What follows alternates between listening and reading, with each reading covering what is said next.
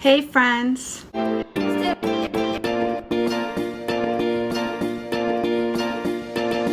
Today is July 11th, 2024, and I am here to bring you all my fourth IVF update. And this is a big one because yesterday afternoon we had our follow-up with our fertility doctor, specialist, what have you, where we went over all of the results of all of the testing that my husband and I have done thus far. And this appointment is or was going to be the thing where we either said, okay, we're not ready yet, we still have to do these things before we move forward, or you're good to go, let's get started doing IVF. And so basically the long and short of it, the headline is officially we're good to go, which is really, really great news. All of my blood work is perfect. My husband's blood work is perfect. My SIS, which I talked about in, I believe, the last episode or the last installment, I guess, of this series. I'll post that up here. I'll have them all posted in the description box, or I guess as the videos grow in number, I'll probably just link a playlist in the description box. But either way, I'm putting all of my IVF related videos in one place so that if you ever want to watch all of them, maybe you've just discovered this video but you're starting out and you want to see the whole series, that's where you'll go, is that playlist. So I'll have the playlist in the description box. I'll have the specific video I'm talking about up there. But the results of my SIS, we already knew were perfect. Everything is exactly where it needs to be. Everything is exactly the size and shape, etc. that we expect. The one thing he did tell me that he kind of treated it as a, as you know, but I didn't know because they didn't really make a thing of it at the actual procedure. He was telling me that he had a hard time finding my ovaries. Actually, I lied. The thing is that didn't happen during the SIS. That happened during my initial ultrasound when I came in on like the third or fourth day of my period, which I talked about that, I want to say, in the second video. Maybe. But it had to have been the second video because in the first video it was the before times, before I'd even made the appointment. So in the second video I talked about how on day 3 or 4 of my cycle they wanted me to come in and do some blood work in their actual office and a scan. And the scan they did was an ultrasound, both transvaginally and abdominally. I was under the impression, because that's how the nurse said it to me, that like this is just what they do. They do a transvaginal and an abdominal to everyone. And in fact, in the past, obviously not at IVF clinics, but at my regular like obstetric gynecological office, whenever I've had to do an ultrasound to look at my ovaries or what have you, because they've suspected endometriosis in the past, etc., because I get very, very heavy periods, because I have very like hardcore cramps and so on. So there's been more than one occasion where I've been checked for all of these things. They've always done a transvaginal ultrasound because since I'm in a bigger body, it's harder to see my organs, etc., through an abdominal scan, because through the abdominal scan there's a lot of skin and fat, etc., that the machine has to see through in order to eventually get to the ovary. So I figured that the abdominal part of that scan that they were doing on that first visit was just as a matter of, this is the standard of practice, we always do it this way, and not necessarily because it was, well, necessary, because I've always been told that's not going to be helpful for us in your body in particular, because there's a lot of stuff in the way, and so it's easier for us to go in transvaginally and see everything through there. So the doctor tells me yesterday, as you know, I didn't, we had a hard time finding your ovaries in that initial scan, and so my concern about that is that when it comes time to do the egg retrieval, typically we put a needle through your vagina, through the vaginal wall, up to the eggs that are like the follicles on your ovary, and we extract the fluid from there. The fluid, we then extract the eggs from it, etc., etc. But because we had a hard time finding your ovaries transvaginally, it's possible that we might have to do your egg retrieval abdominally. I'm not going to do that first because that's more complicated. So we're going to try to do it vaginally the same way that we've always done it for everyone else. But it's possible that we're going to attempt that. It's not going to work and we're going to have to do it abdominally. You're going to be asleep either way. So either way, it's not going to hurt any extra. You're not going to be aware of it, etc. But it's just letting you know that that's a possibility that we might have to do that. I was shaking. Like, you see this motion I'm doing with my hand? That's not an exaggeration to how hard my leg was jumping the whole time that the doctor was telling us all this. My husband had to actually like grab my knee and like try to secure me a little bit because I was about to just rattle right off the couch. It was a telehealth appointment, so we were doing it on the computer right here in the living room. I was actually sitting right here where I'm sitting right now. But I was so just wildly nervous and anxious while he was describing all of this to me, because obviously the last thing you want to hear is, I want to prepare you for any potential complications. And not just in a, I'm covering my ass, I'm supposed to tell everybody this kind of a way, in a very specific, your situation is complicated and therefore be prepared for this complication because there's a likelihood of it happening. So didn't love that, especially because, like I said, I was completely caught off guard by it. Nobody had told me they had a hard time finding anything. So, and that's the first time in my entire life that anybody has said that. And I've been much bigger in the past. So I still don't understand how that happened. But either way, he's going to try the typical way first, and hopefully that works. And if not, he'll have to do it another way. I asked him, are there any potential like extra side effects, or like what will happen basically, like what is the risk, etc. And he's like, well, like with anything else, there's a risk of infection, there's a risk of us puncturing the wrong thing, there's all sorts of risks, and these are risks that you take on with any procedure. So obviously the more streamlined we're able to do it, the better, because then there's less chance of compounding these risks. But I would be remiss if I didn't tell you that this is a possibility.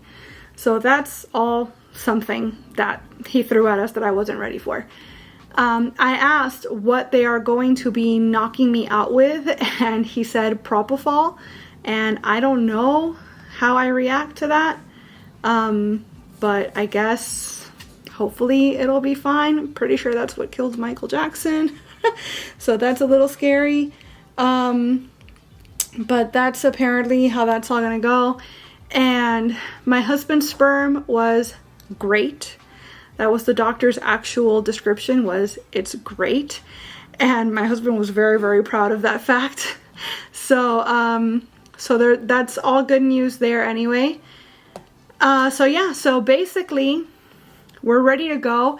My next cycle is actually meant to begin on Monday. Today's Thursday, so very quick. And I asked the doctor, are we starting on Monday then, or what's going on? And he said, no, because since you have a lower egg reserve, which happens for two reasons in my case. A, because of my age.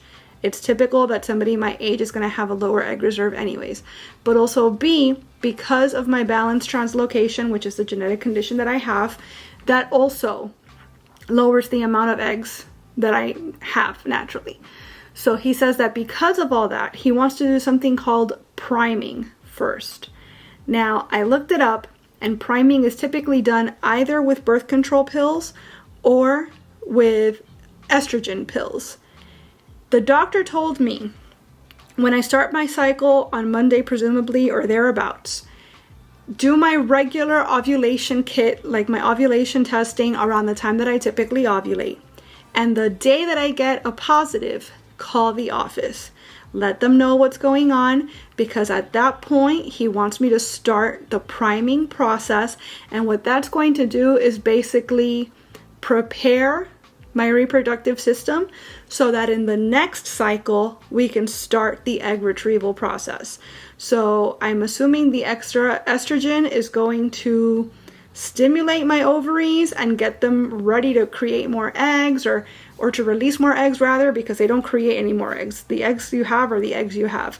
But it's meant, I guess, to stimulate so that more eggs get released, or I'm not sure exactly how it works. And it's also me assuming that it'll be estrogen pills and not straight up birth control pills, because I believe that if what he wanted to do was put me on birth control, that he would do that from the start of the cycle and not from the time of my ovulation. So whatever he wants to do, he just wants to do it for the luteal phase of my next cycle, not the entire cycle. So that's all happening. We'll do the priming, and then at the beginning of my following cycle, which should be whenever I get my period in August, at that moment I will begin the stimulating shots, etc., so that my body starts creating or stimulating more follicles, releasing more eggs, getting more eggs ready to eventually do the egg retrieval. He was telling me that there's going to be several days in a row where I'm going to have to be coming into the office to do ultrasounds every day so that they can keep an eye on when those eggs are maturing and at what pace, how many there are, etc.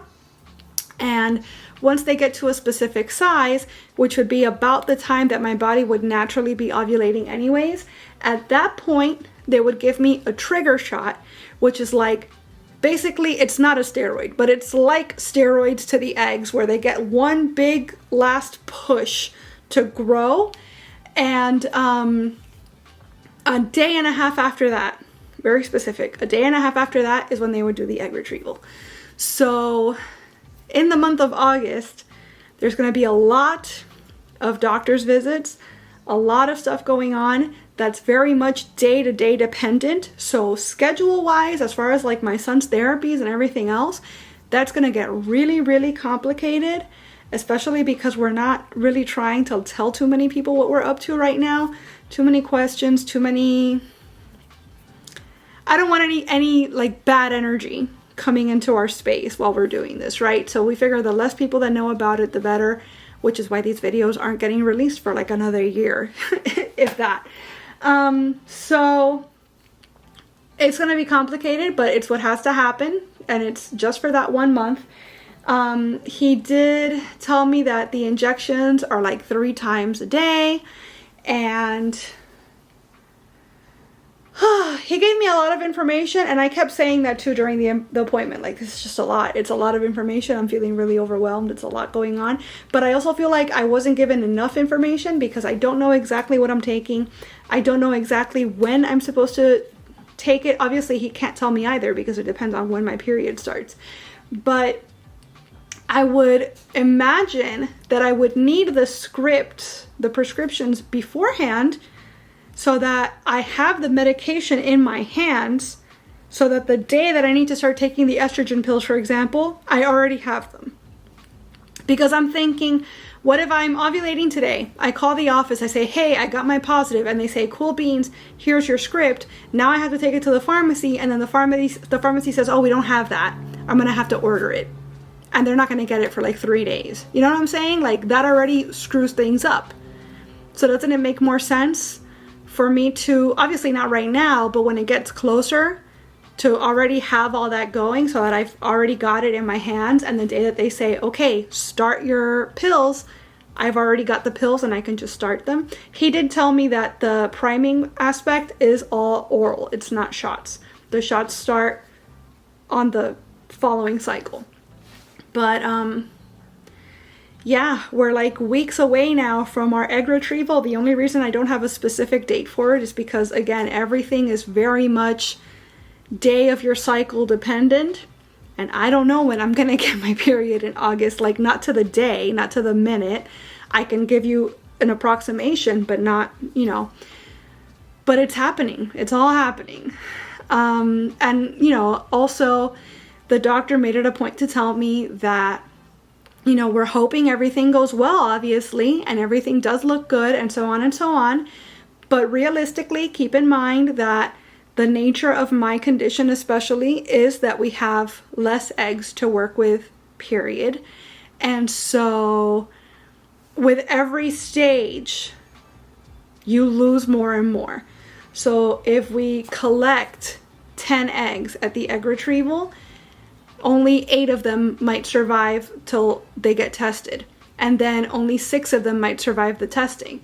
And then only 4 of them might survive becoming embryos. And then only 2 of them might actually like survive to where we're able to implant them. And that, believe it or not, is best case scenario, because you're going to lose eggs at every single stage. That's just something that happens. But also, what if I don't get 10 eggs at the egg retrieval? What if we get 10 eggs, somehow 7 of them survive, but all 7 of them have genetic abnormalities, which is part of my condition, is that most of my eggs have genetic abnormalities. So potentially I might have to do more than one egg retrieval. Potentially I might have to do several egg retrievals. And that is absolutely terrifying to think about. Not to mention extremely expensive between the medications and the procedure itself. So that is going to have to be a really big conversation that my husband and I have, should that come to pass. But if everything works out ideally, then it's possible I would potentially be doing my embryo transfer as early as October. Because what has to happen is that once they do the egg retrieval, they have to do the genetic testing, etc. That's literally why we're doing IVF, is because we need to have genetic testing done on our embryos. Because so far, every time that we've fallen pregnant on our own, besides with my son, the genetic component, my genetic component, what I'm putting into the situation, which is the egg, has not been compatible with life. So the whole reason we're doing IVF is so that a laboratory can say, this one is perfect, this one is ready to be a baby, here you go. So the testing would happen between August and September-ish, and yeah, so then my following cycle, which would be in October, I would be taking more medications, I assume, again, to prepare my body for the embryo transfer and potential pregnancy. And we would do the embryo transfer then, which that's the procedure that is a lot like the SIS as far as the actual physical, what I would be experiencing part of it. And then at that point, I'm pregnant until proven otherwise, because there will in fact be an embryo inside of me, but my body could still, for whatever reason, choose to reject it. Up until this point, my body has been more than ready, more than willing to accept any pregnancy that I've given it, to my knowledge. It's just that, again, the egg has never been proper, so it's never worked out. So I'm hopeful that, because that problem, being the egg not being compatible with life, will be handled by the time we get to that embryo stage and the embryo transfer stage, that my body will not reject it and go, oh wow, a pregnancy, cool, and take it and grow it just like it's tried to do numerous times in the past. And this time there will actually be something to grow. But things happen. It's possible that even after that embryo transfer, my body, for whatever reason, might not fall pregnant, and then we'd have to potentially do more embryo transfers, etc., etc. The point is that there's still so many things up in the air, and so many things that could go not ideally, but I need to not focus on that. My husband is thrilled. My husband just keeps talking about, this is all good news, full steam ahead, let's stay positive, look at all the great news the doctor just gave us. And what I said to him was, that's easy for you to say, because I'm the one that has to go through all these things, and potentially multiple times. But he is right. It was possible that that appointment yesterday was going to go really, really poorly, and that we were going to be told any number of things that would have kept us from potentially moving forward at the speed that we are. And no, I mean, it turned out as good as we could have hoped, obviously with a couple curveballs that I really wasn't expecting, but it turned out really, really well. So who's to say that the next step won't also turn out really, really well, right? I just have to stay positive and hope for the best, because if I'm not hoping for the best, then what am I even doing here? What am I putting myself through all this for, if not because I'm hoping for the best, right? So it's feeling really, really real now. Because in a matter of, let's say, 6 weeks, we're going to be down to the nitty gritty. In a matter of like 3 weeks, I'm going to be starting medications. There's a lot happening really, really fast. We're like in the thick of it now, and I really didn't expect it to go this fast. And at the same time, it's just going painfully slow, and it's a lot. But that's the update.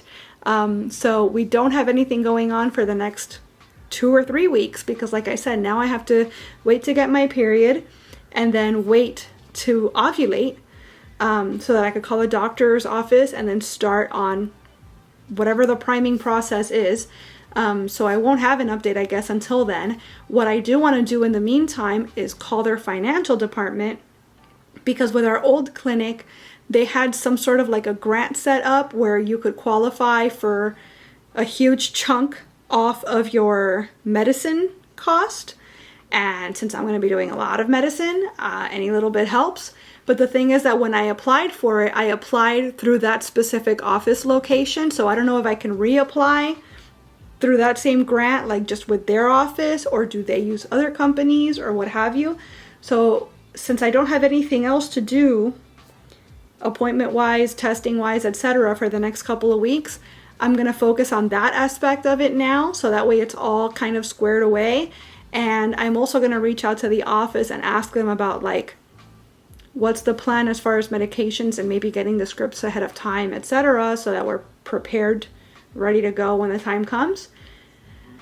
But yeah, the time is approaching, and that's very, very scary, but also really, really exciting. So that's the update for now, guys, and we'll talk really, really soon. Sooner than you think. It'll feel like nothing for you at all, because it's going to be like 3 weeks for me, but you'll have a new video in a week, so see you then.